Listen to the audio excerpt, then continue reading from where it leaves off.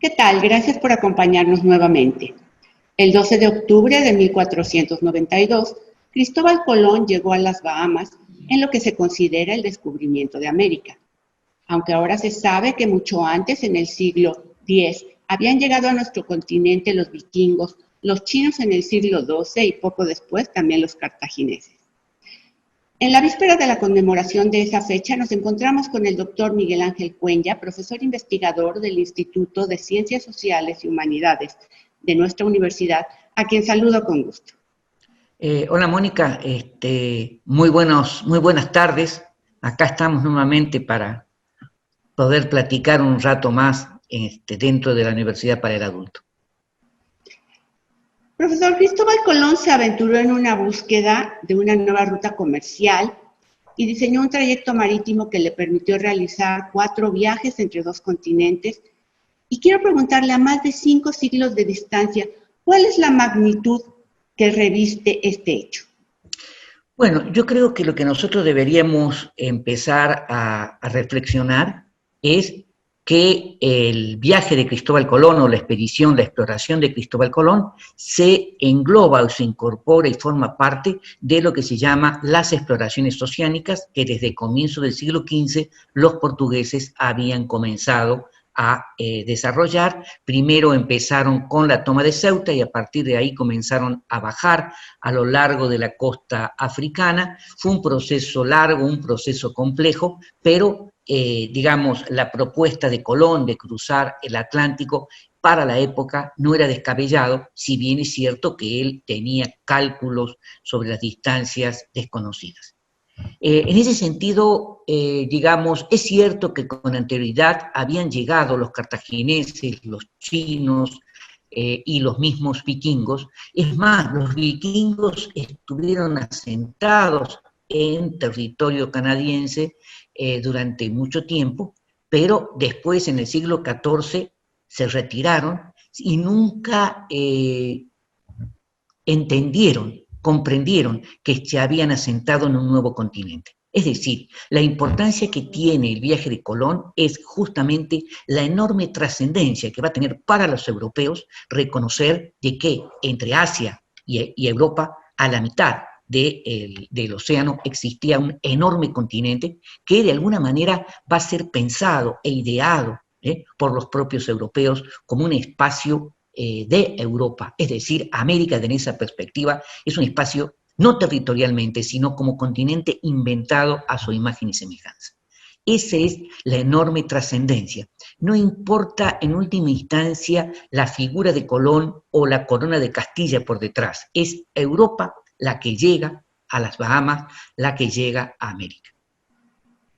Dice bien, porque en torno a la figura de Colón hay multitud de versiones, algunos supongo serán mitos, leyendas, que si era genovés, que si era español, que era portugués porque dominaba el idioma de aquel país, que si su primer viaje lo financió la reina vendiendo sus joyas, en fin.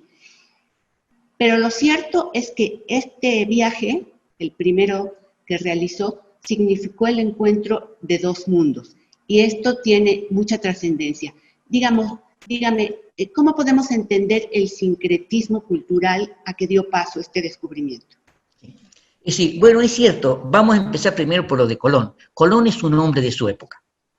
Es un hombre que tiene un pie en el medioevo, un pie en la modernidad, que hasta el día de hoy no se ha podido determinar cuál es el origen, dónde nació. Se supone que fue genovés, justamente por la enorme participación o la importancia que tuvo Génova en el apoyo de las exploraciones oceánicas de los portugueses y posteriormente de los castellanos.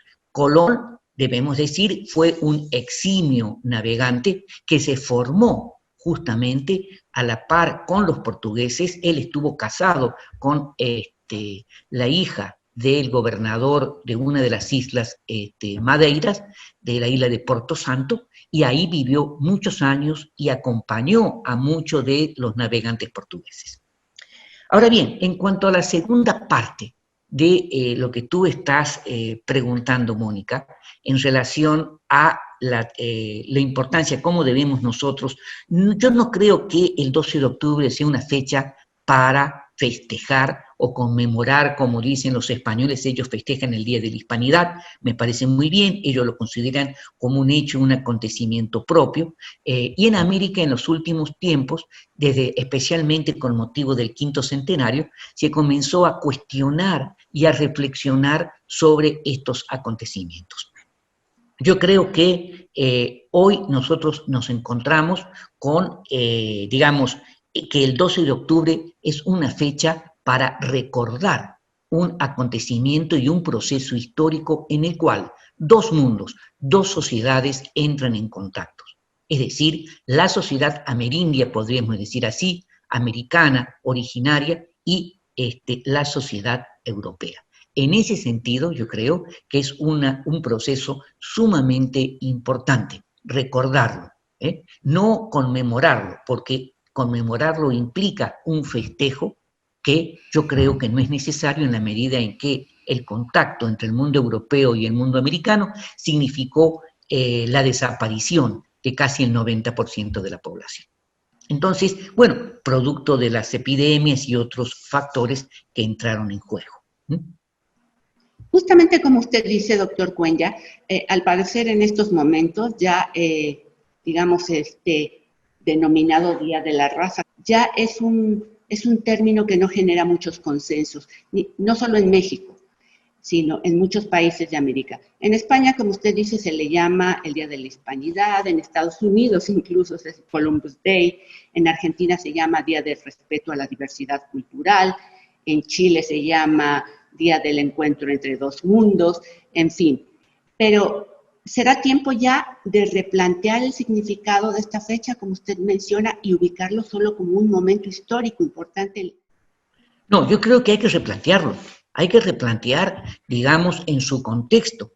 Es decir, muchas veces yo creo que de una manera errónea se le ha echado la culpa a Colón, pero Colón es un hombre de este siglo. Hay que pensar en el mundo del siglo XV, que era un mundo muy violento, que era un mundo tecnológicamente también muy limitado, pero si primero llegaron los españoles, pero podrían haber sido los portugueses, podrían haber sido los franceses, los ingleses o los holandeses. Eso es secundario. Lo importante es que hubo un encuentro entre Europa y el mundo americano. Eso es lo que nosotros hoy debemos reflexionar, en torno a la cual hoy nosotros debemos analizar y pensar sobre el problema.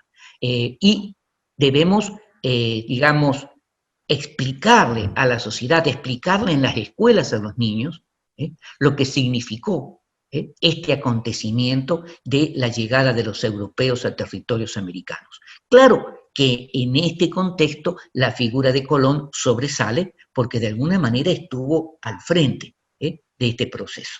Pero fue un proceso, vuelvo a repetir, un proceso sumamente complicado, un proceso que de alguna manera creó una nueva sociedad, y esa nueva sociedad fue la sociedad colonial de la cual nosotros somos herederos. Es decir, el mundo europeo trasladó a América toda una cosmovisión del mundo, toda una serie de instituciones que florecieron en América, que se hicieron suyas, que se fueron transformando en América, y lógicamente que hubo un intercambio cultural de Europa para América y de América para Europa, así como también hubo un intercambio de enfermedades o de microbios, inclusive algunos historiadores que dicen que el arribo de los europeos al territorio americano dio inicio a la universalización microbiana del mundo.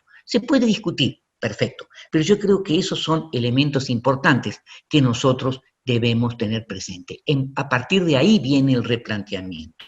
Es decir, se puede hablar de encuentro de dos mundos, se puede hablar de encuentro de dos culturas, se puede hablar de, digamos, o como dicen los argentinos, ¿cómo que me decías que señalaban? Encuentro de pueblos, culturas diversas, una cosa así. De respeto a la diversidad de los pueblos. Respeto a la diversidad. Claro, eso forma parte de un discurso político que en su momento se dio en Argentina con motivo del 5º centenario.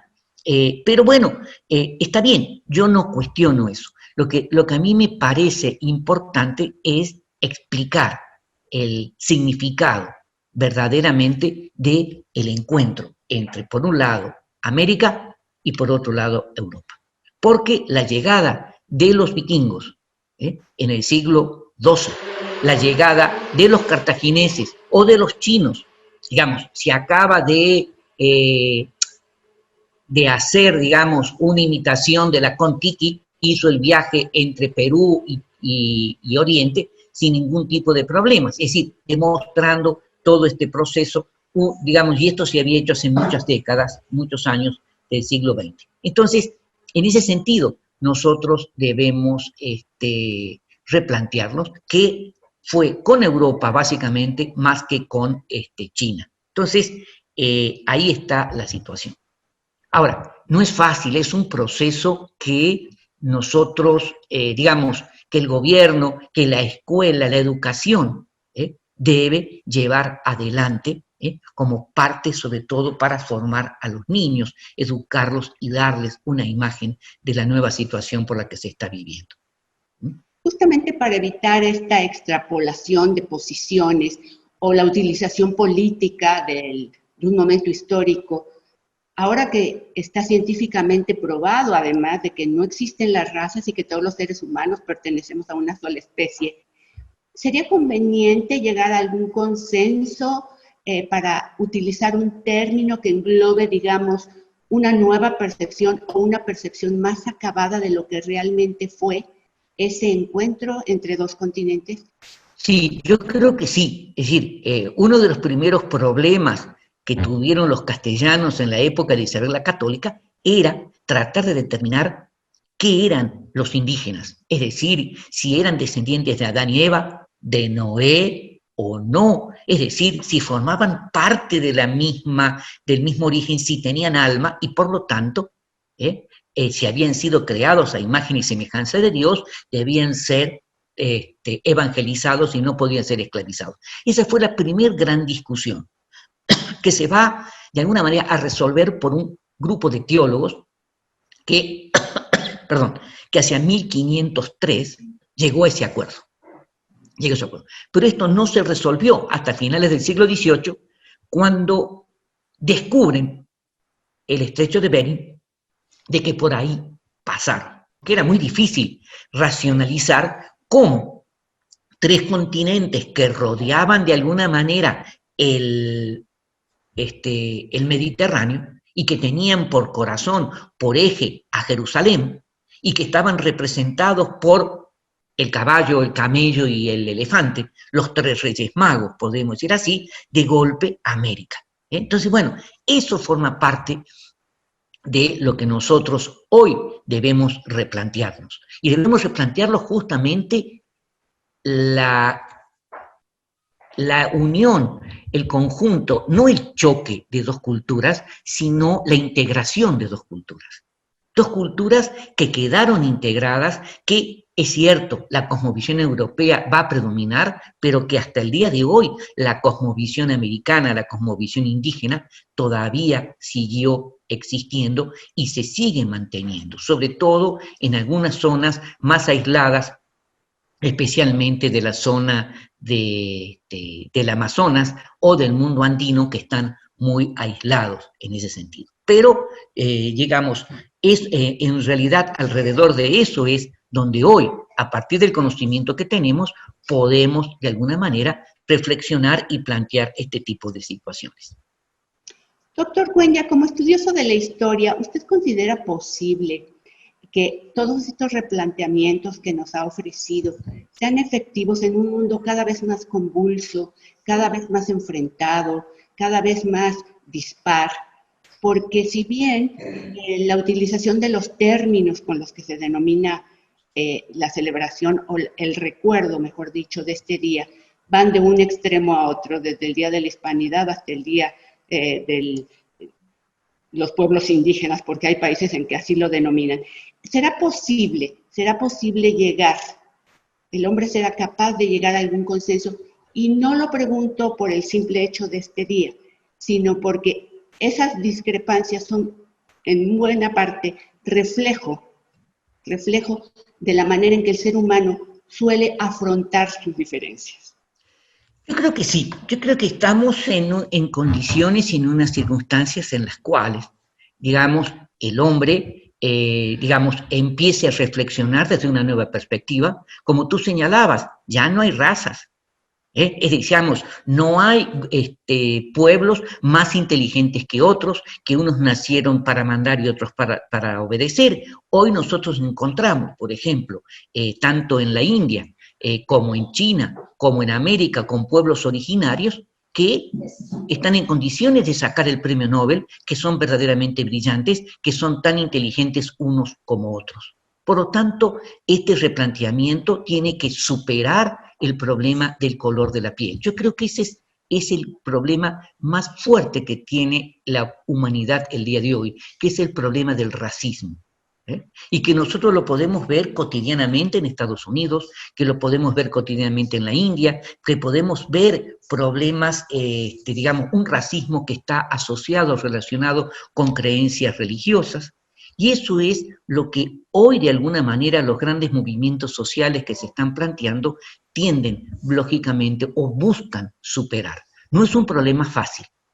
No es un problema fácil porque es un problema histórico, es un problema cultural muy viejo y que todavía en muchos países se mantiene. México es un país fundamentalmente mestizo y eso es lo que le ha permitido a México romper una serie de barreras, mientras que hay otros, digamos, dentro de América, que están totalmente separados lo que es el mundo indígena de lo que es el mundo blanco, podemos decir así, ¿no? De origen europeo. En México no. En México, digamos, todo este proceso de integración se dio desde el periodo colonial y eso es lo que permitió esa integración. De cualquier manera, todavía hay resabios de racismo que tenemos que superar indefectiblemente. ¿Sí? ¿Cuál será el papel de la academia en este proceso? Bueno, yo creo que la academia tiene una responsabilidad muy amplia, a partir del trabajo de los etnólogos, de los antropólogos, de los sociólogos, de los historiadores, es decir, tratar de rescatar del pasado el origen justamente de estas diferencias para que se puedan superar y encontrar una solución. Los académicos son los que tienen que plantear el escenario, las circunstancias y las opciones existentes para poderlo superar.